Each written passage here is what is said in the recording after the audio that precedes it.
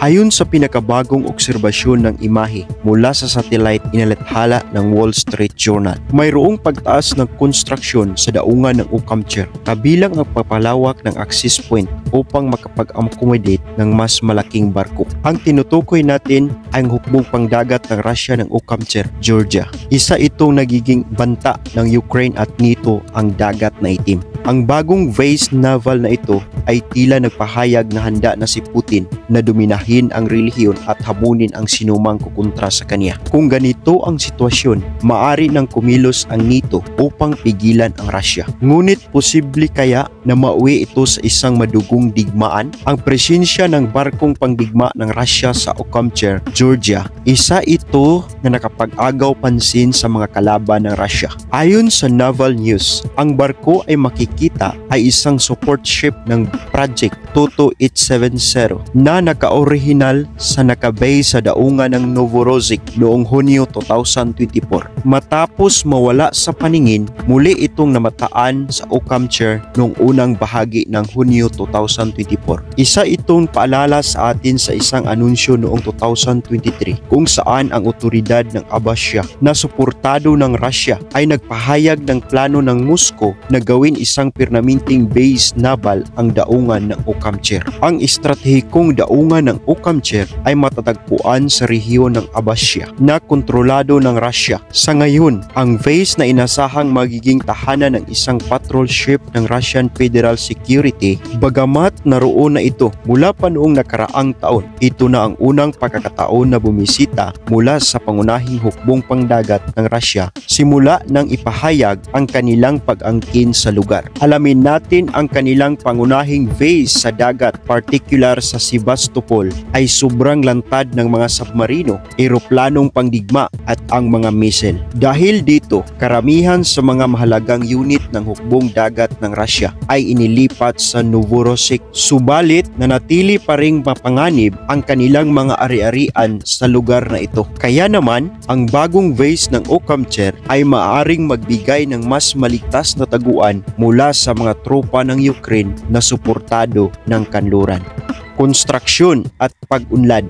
Noong October 2023, inahayag ng Pangulong Abkhazia na ang bagong base ng hukbong pangdagat ng Russia ay gamitin bilang permanenteng taguan ng ilang unit ng Black Sea Fleet sa Okamcher. Bagamat walang kumpirmasyon mula sa opisyal ng Russia, ang mga satellite image na sinusuri ng Vilangkat ay makikita na patuloy ang konstruksyon sa nasabing base. Mula noong 2024, lumalawak ang mga aktibidad ng konstruksyon ng base sa Okamcher. Sa kalagitnaan ng taon, mas malinaw ang direksyon ng pag-unlad na ito. Ilan sa mga mahalagang pagbabago ang makikita kabilang ang paglitaw ng maraming pundasyon sa bagong lugar ng konstruksyon, paglilinis at pagbubukas ng lupa upang palawakin ang isang area, pagpalawak ng bagong perimeter kung saan makikita ang pagbuo ng isang malaking konkretong pundasyon na may sukat humigit kumulang na 100 meters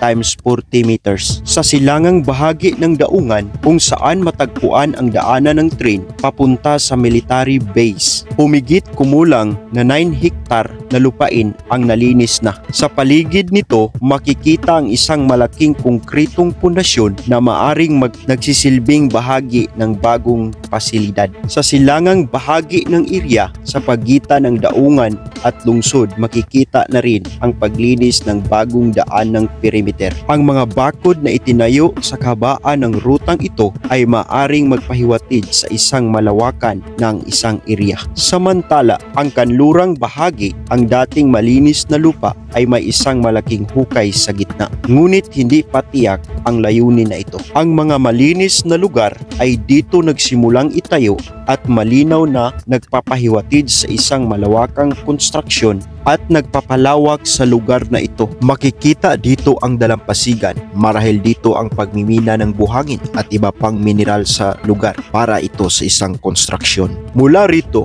makikita natin ang bagong pangkat ng hukbong pangdagat ng pwersa ng Russia Russia. Maaari itong maghila ng Georgia sa isang malaking digmaan. Ang desisyon na magtayo ng bagong base sa Okimcher ay isang tiyak na pakinabang para sa Moscow. Gayunpaman, huwag natin kalimutan ang rehiyon na ito ay kilala sa pandaigdigang antas bilang bahagi ng soberanya ng Georgia, kaya't ang hakbang ng ito ng Russia ay isang matapang na komplikadong estratehiya sa politika. Ayon sa ulat ng Wall Street Journal, ang hakbang na ito ay nagdulot ng pangamba sa Georgia na maaari itong mahila sa digmaan sa Ukraine. Makatwirang isipin na gagamit ng Russia ang daungan na ito bilang isang protektadong himpilan at pangangailangan. Kasabay nito, maaari itong magsilbing isang ligtas na base para sa paglungsad ng operasyon sa digmaan. Kung sakaling targetin ng Ukraine ang mga barkong pangdigma ng Russia sa lugar na ito, ay maaring madamay ang Georgia sa digmaan.